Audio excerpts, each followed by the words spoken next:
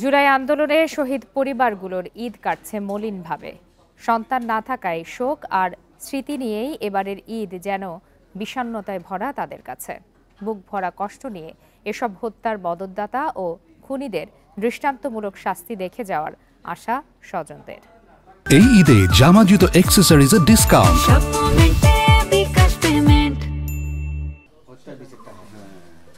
একাকী উদাস মনে বসে আছেন মকবুল হোসেন। ঈদ উপলক্ষে প্রতিবেশীরা আসছেন বাড়িতে, তবুও চোখে মুখে মলিনতার ছাপ। গত বছর 16 জুলাই ছাত্র জনতার আন্দোলনে রংপুর বেগম রোকেয়া বিশ্ববিদ্যালয়ের সামনে পুলিশের গুলিতে শহীদ হন তার ছেলে আবু সাইদ।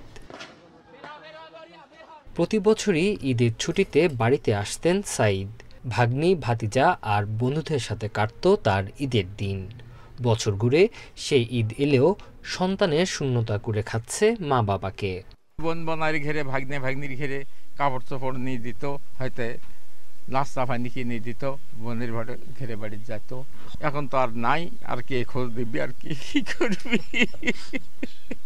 আমার ছেলে এখন নাই, আমাকে বেশি একটা ভালো নাগে নাই কে। আমার ছেলে সবাই আছে, আমার ছেলে নেই।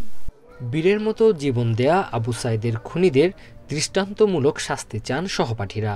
আবু সাইদ এরকম আন্দোলন করে গেছে, আমরা সবাই ব্যথিত। লক্ষ লক্ষ টাকা দিয়েও আমরা আবু সাইদকে আর পাবো না। একই চিত্র লক্ষ্মীপুর সদরের ভবানীগঞ্জ এলাকার আমির হোসেনের।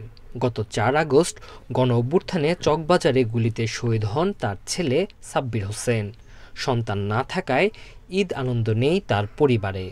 এই তো খারাপ যাবে, ও তো আর নাই। প্রতিদিন তো ও থাকতো, এখন তো আর নাই। আমাদের ঈদ কেমন যাবে ওটা আমরা নিজেরাও জানি না। হয়তো টিউশনি করতে গেছে, হয়তো কলেজে গেছে। দিনে মনে করে যে ছেলে নাই, হয়তো কলেজে আছে, রাত শেষে ঘরে ফিরবে। কিন্তু রাত শেষে যখন খাইতে বসি তখন সন্তান।